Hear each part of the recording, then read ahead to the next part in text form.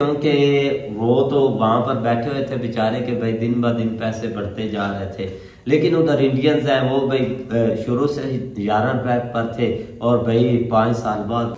Hello guys, कैसे हैं आप लोग। उम्मीद है आप लोग सही सलामत होंगे। तो आपका स्वागत है वर्ल्ड रिएक्शन इंडिया के एक और नए मिक्स एक्शन वीडियो में। गाइस, अब पाकिस्तानियों को अकल आने लगी है, या यूँ कहें कि पाकिस्तानियों को अब रियलिटी दिखने लगा है, क्योंकि अब कुछ पाकिस्तानी मानने लगे हैं कि इंडिया अब उनसे बहुत ज्यादा आगे जा चुका है और वर्ल्ड में इंडिया की उनसे ज्यादा इज्जत और रिस्पेक्ट है। आज इंडिया पूरे वर्ल्ड से कई सारी चीजों में बहुत आगे भी जा चुका है और पाकिस्तान ने बस बुक्स में ही अपने कारनामे दर्ज किए हैं। क्या आप जानते हैं पाकिस्तान में पाकिस्तान के गवर्नमेंट ने एक बुक छपवाई है जिसमें उन्होंने बताया है कि इंडिया से पाकिस्तान 3 बार वार में जीता है और उन्होंने उस बुक्स में बहुत सारी अपनी तारीफें की हैं। पाकिस्तान में इंडिया से ज्यादा एग्रीकल्चर डेवलपमेंट है और पाकिस्तान में ज्यादा डेवलपमेंट है इंडिया के मुकाबले। पाकिस्तान एक पहला देश होगा जो कि अपनी गाथाएं खुद ही कहता है, बट जब पाकिस्तान यही सारी चीजें इंटरनेट पर आके कहती हैं तो उनको जो सुनना पड़ता है वो तो आप लोगों ने कई सारे वीडियोस में देखा ही होगा। पर इस वीडियो में पाकिस्तान के एक नागरिक ने खुद ही अपनी सच्चाई और अपने गवर्नमेंट की सच्चाई हमारे सामने रखा है। तो बिना किसी देरी के चलिए इस वीडियो को शुरू करते हैं। शुरू करने से पहले गाइस, अगर आप इस चैनल पर नए हैं तो प्लीज इस चैनल को सब्सक्राइब कर दीजिए। आपकी सपोर्ट की जरूरत है इस चैनल को और मुझे दोनों को। और ऐसे ही किसी भी वीडियो का मिक्स एक्शन देखने के लिए आप उस वीडियो का नाम मुझे कमेंट सेक्शन में बता सकते हैं। मैं उस वीडियो का मिक्स सेक्शन आपके लिए जल्दी इस चैनल पर ले आऊंगा। मैं आपसे मिलता हूं वीडियो के लास्ट में।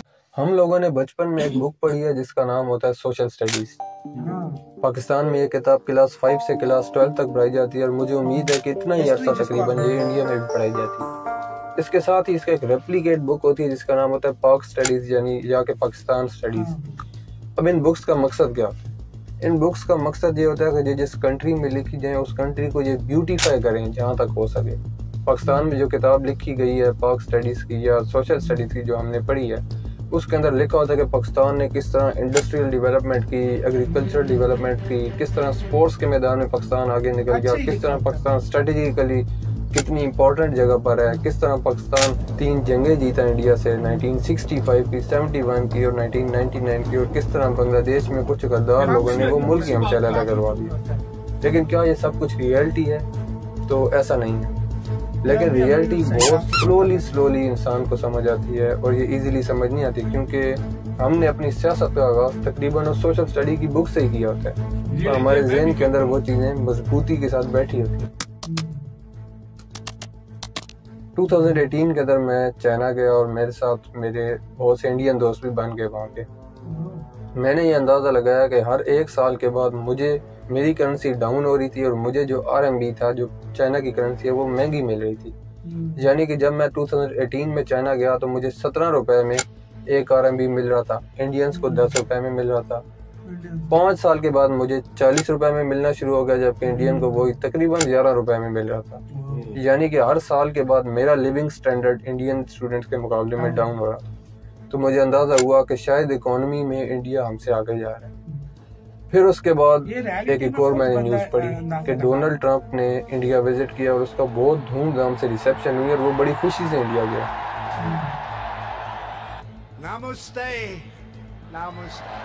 मैंने कहा ओके, अब वो पाकिस्तान भी जाएगा, लेकिन वो नहीं गया। मैं हैरान हुआ कि पाकिस्तान पूरी तारीख हिस्ट्री के अंदर जो हमने अपनी सोशल स्टडीज में पढ़ी थी उसमें तो यही था कि इंडिया रशिया का दोस्त है, जबकि अमेरिका पाकिस्तान का। हमने यही पढ़ा। लेकिन अमेरिका के प्रेसिडेंट ने तो पाकिस्तान विजिट ही नहीं किया, जबकि 1959 से 2006 तक हर बार जब US प्रेसिडेंट ने विजिट किया तो उसने इंडिया और पाकिस्तान दोनों का विजिट करते थे।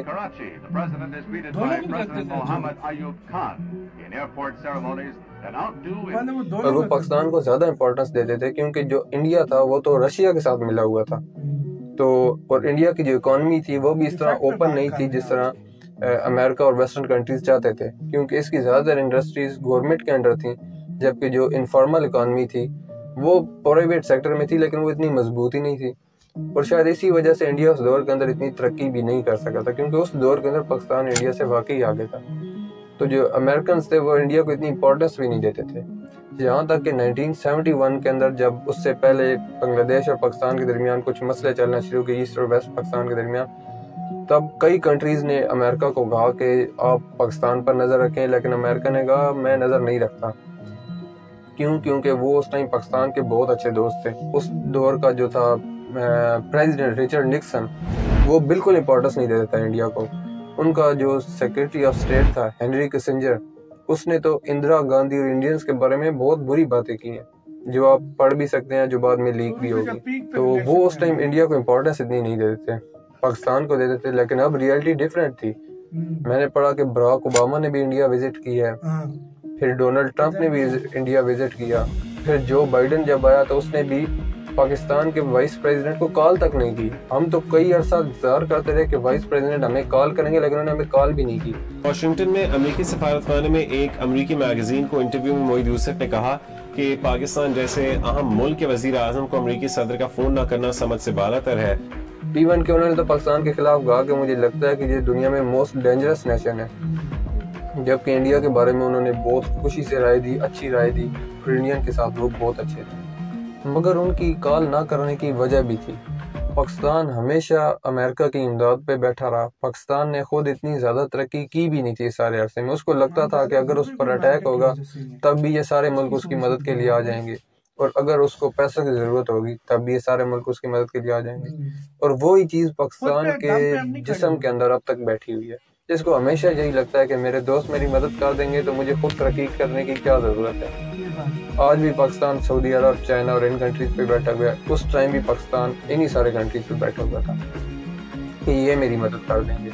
लेकिन जो ही अमेरिका को पाकिस्तान की ज़रूरत नहीं रही, उन्होंने पाकिस्तान को कॉल तक नहीं की। विजिट करना तो दूर की बात है। लेकिन इंडिया का जो ताल्लुक था रशिया से वो डिफरेंट था। इंडिया इस तमाम अरसे के अंदर खुद भी तरक्की करता था। शुरू में तो उसकी इतनी तरक्की नहीं हुई, क्योंकि जो उसकी इकोनॉमी थी वो कैपिटलिस्ट नहीं थी इतनी ज़्यादा, बल्कि वो थोड़ी बहुत सोशलिस्ट टाइप थी कि हुकूमत के अपने कंट्रोल में सारी बड़ी इंडस्ट्री थी और सारे बड़े शोबे हुकूमत के कंट्रोल में थे। लेकिन उसका एक फ़ायदा हुआ कि उससे हुकूमत की जो थे इंडस्ट्रीज और हुकूमत के जो सेक्टर्स थे वो इनफिल्ट्रेट कर गए पूरे कंट्री के अंदर। तो बाद में जब इकोनॉमी कन्वर्ट हुई कैपिटलिज्म के अंदर, तकरीबन ओपन इकोनॉमी के अंदर, तो उसका हुकूमत को ये फ़ायदा हुआ कि ऑलरेडी उसके सेक्टर्स मौजूद थे पूरे कंट्री के अंदर, उन्होंने अच्छी तरह इनफिल्ट्रेट कर चुके थे। तो इंडिया और जो रशिया का रिलेशनशिप था वो तो म्यूचुअली बेनिफिशियल था। दोनों को जब फ़ायदा होता था तो वो काम करते थे। पाकिस्तान और अमेरिका का इस तरह का रिलेशनशिप नहीं था, बल्कि पाकिस्तान डिपेंडेंट हो गया था अमेरिका पे। आज तक ये कई कंट्रीज पे डिपेंडेंट है। फिर एक और रियलिटी भी मेरे सामने ब्रेक हुई। जो ही पाकिस्तान के अंदर इस अरसे के अंदर सर्दियाँ आना शुरू होती हैं तो पाकिस्तान के अंदर गैस नहीं होती।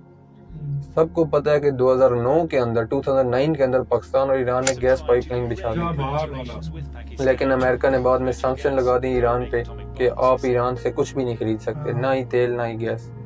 लेकिन इंडिया, जिसने ईरान के साथ ना कोई गैस पाइपलाइन है, ना तेल के लिए कोई डायरेक्ट तेल आ सकता है क्योंकि बॉर्डर कनेक्ट नहीं है, इंडिया की अमेरिका के साथ फ्रेंडशिप इतनी अच्छी होगी कि अमेरिका ने इंडिया को अलाउ कर दिया कि आप ईरान से खरीद सकते हैं। पाकिस्तान, जिसके पास गैस है ही नहीं, जिसके लोग रात को ठंड में सोते हैं, उसको अलाउ नहीं किया कि आप ईरान से गैस खरीदें, इंडिया को अलाउ कर। मैं इंडियन स्टूडेंट्स को, जो मेरे दोस्त हैं, उनको अक्सर बताया करता था कि यार लंदन का जो मेयर है सदीक खान, वो तो पाकिस्तानी है।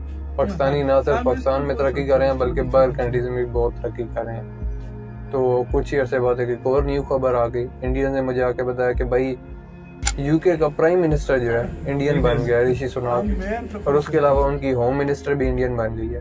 मतलब यूके तो अब तकरीबन चला ही इंडियन है। मैंने कहा लो जी, मतलब सिर्फ लंदन का मेयर था पाकिस्तानी, अब तो पूरा यूके तकरीबन इंडिया के हवाले हो गया, इंडियंस के हवाले हो गया। मैंने कहा सही है। मेरे जो इंडियन दोस्त है वो मुझे कहते हैं कि भाई ये जो आप सर्च इंजन यूज कर रहे हो गूगल, इसका सीईओ भी इंडियन है। जो आप माइक्रोसॉफ्ट यूज कर रहे हो इसका सीईओ भी इंडियन है। IBM का सीईओ भी इंडियन है। जो आप ट्विटर चला रहे हो उसका भी सीईओ इंडियन है। अडोब फोटोशॉप जो आप यूज करते हो उसका भी सीईओ इंडियन है। तो मैंने कहा यार ये इंजीनियरिंग और IT के अंदर कितने ज्यादा इंडियन है। तो उन्होंने मुझे ग्राफ शो किया 2007 का कि अमेरिका के अंदर 13% जो न्यू स्टार्टअप्स थे सिलिकॉन वैली के अंदर, उनके सीईओज इंडियन थे। 13%, हालांकि इंडियंस की पॉपुलेशन अमेरिका के अंदर 1% से भी कम थी और 13% स्टार्टअप्स के अंदर वो थे। मैं बड़ा हैरान हुआ। फिर एक और ग्राफ था जहाँ 26% जो थे by country of origin CEOs, 26% Indian थे, बाकी सब जो थे चाइना और बाकी कंट्रीज के वो बहुत नीचे थे। मैंने कहा मतलब IT के मैदान में तो इंडिया बहुत ही आगे निकल गया।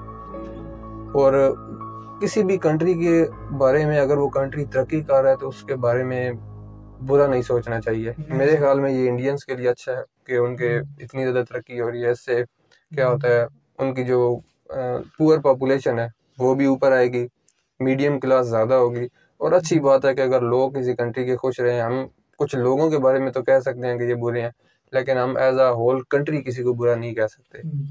और बंदे को उनके बारे में अच्छा ही सोचना चाहिए। हम खुद अपने कंट्री के बारे में अच्छा सोचते हैं, हमारा अपना दिल करता है कि हमारा कंट्री तरक्की करे, यहाँ पे लोग खुश रहें, और क्या होता है जो पॉवर्टी है वो कम हो, जो डेब्ट है वो ख़त्म हो, तो अच्छा ही सोचना चाहिए।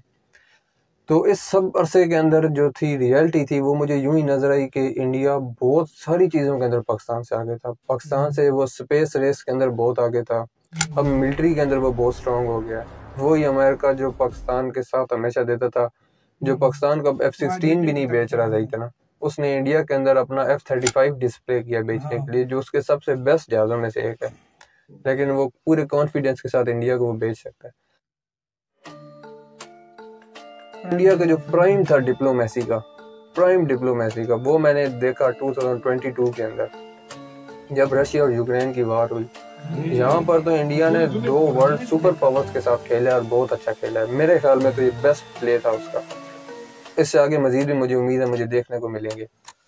अब रशिया ने यूक्रेन पर जब हमला किया तो मुख्तलिफ कंट्रीज ने उसको सैंक्शन कर दिया, यूके ने, अमेरिका ने और कई कंट्रीज ने, कि रशिया अब अपना तेल नहीं बेच सकता उन कंट्रीज को। रशिया के तेल की प्राइस गिर गई तो इंडिया ने खरीदना शुरू कर दिया, और इंडिया वाहिद कंट्री जिसने सबसे ज़्यादा खरीदा। कंपैरेटिवली तो यूरोप अभी भी ज़्यादा खरीदा, क्योंकि यूरोप ने सिर्फ आधा किया, कंप्लीट बैन नहीं किया पूरे 1 साल के बाद भी। इंडिया ने इतना नहीं खरीदा, लेकिन इंडिया वाहिद कंट्री जिसने अपनी खरीद जो पहले खरीदता ही नहीं था रशिया से या बहुत कम खरीदता था, उसने ज़्यादा खरीदना शुरू कर दिया, 10 गुना ज़्यादा खरीदना शुरू कर दिया। अब फिर इस तरह किया इंडिया ने कि हम इंडिया को शुरू में तो अमेरिका ने भी मना किया, उसने कहा इसके कॉन्सिक्वेंसेस होंगे बुरे, लेकिन इंडिया ने फिर भी खरीदा। अब मजे की बात यह है कि इंडिया ने वही ऑयल रिफाइन किया और अमेरिका भी बेचना शुरू हो गया, तकरीबन 89,000 गैलन पर डे, और तकरीबन 1,70,000 गैलन पर डे यूरोप के अंदर भी बेचना शुरू हो गया, जिन्होंने रशिया का तेल बैन, जिसको हम हिस्ट्री मतलब आप लोग बोलते हैं हिस्ट्री, उसमें इतना बहुत सारी चीजें गलत बताई जाती है, बहुत चीजें गलत है। हम खुद पढ़ के कहते थे यार क्या है यार, क्या बात है यार, क्या बात है। अभी तक देखो, जब तक हम इंडिया पर एक्ट नहीं करते थे ना, उससे थोड़ा टाइम पहले तक, हाँ भाई, हमारे माइंड में ये होता था कि हम से कोई टक्कर ले ही नहीं सकता। असल में मैं आपको सच्ची बात बताऊं, इन भाई ने बिल्कुल सही बात बोली है। हमारी सियासत स्टार्ट में ही घुस जाती थी। सियासत उधर भाई हमने ये करना है, हमने इंडिया के साथ ये करना है, इंडिया हमारा दुश्मन है, इंडिया हमारे साथ ये है, इंडिया हमारे साथ ये। और अगर मैं आपको प्रॉमिस दिया, सच्ची बात बताऊं ना, हमारे दुश्मन है। इंडिया हमारा दुश्मन नहीं है, इंडिया हमारा दुश्मन नहीं है। इंडिया ने, चाइना हमारा दुश्मन है, बल्कि इंडिया ने काफी सारी चीजों में पाकिस्तान को वार्न भी किया था कि भाई आप इस तरह मत करो, चाइना से दूर रहो, आप हमसे दोस्ती करो, लेकिन हमने उसका फायदा नहीं उठाया। महंगाई किए जा रहे हैं, हमारी इकोनॉमी डूबती जा रही है। देखो ना, अब जब मैंने ना पाकिस्तान स्टडी जो बुक्स पढ़ी थी ना, तो भाई मैं तो सीना एक चेहरा करके टूटता था भाई कि 3 जंगें भी जीती हुई हैं, 4 काफी आगे हैं, इतने भाई हमारे तो काफी मौजे हैं, कोई बात नहीं करेगा भाई, सार ऊपर है बाहर तक।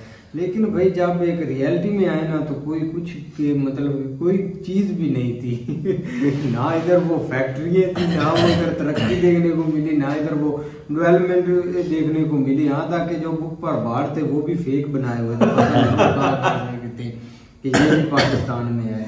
तो साहब देखो ना, शुरू से इन्होंने शुरुआत एक मतलब के एक बुरे काम से की है, झूठ से।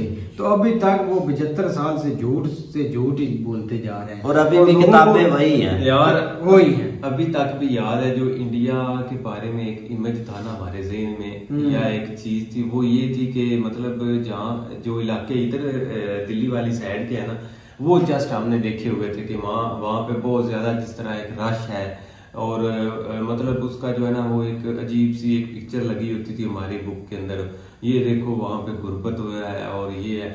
और यकीन करो शुरू से लेकर ना हमारे ज़हन में वही एक जो है ना वो था। और जब भी मतलब अपने स्टडी देखनी, मुतालिया पाकिस्तान जिसको बोलते हैं, या सोशल स्टडी पाकिस्तान स्टडी है, उसके अंदर इतने इतने उन्होंने पहाड़ दिखाने और बताना कि मतलब इतना कुछ यहाँ पे है। तो गाइस आज की वीडियो यहीं खत्म होती है। उम्मीद है आप इस वीडियो को एंजॉय किए होंगे। अगर एंजॉय किए तो कमेंट सेक्शन में जरूर बताइएगा। आपके कमेंट से मुझे आगे ऐसी वीडियोस बनाने की हिम्मत मिलती है। और अगर आप ऐसे ही किसी भी वीडियो का मिक्स रिएक्शन देखना चाहते हैं तो आप उस वीडियो का नाम मुझे कमेंट सेक्शन में बता सकते हैं। मैं उस वीडियो का मिक्स रिएक्शन आपके लिए जल्दी इस चैनल पर ले आऊंगा। और जाने से पहले गाइस आपकी सपोर्ट की इस चैनल को जरूरत है, तो प्लीज इस चैनल को सब्सक्राइब कर दीजिए। मैं आपसे मिलता हूँ जल्दी एक और नए मिक्स रिएक्शन वीडियो में। तब तक के लिए बाय गाइस।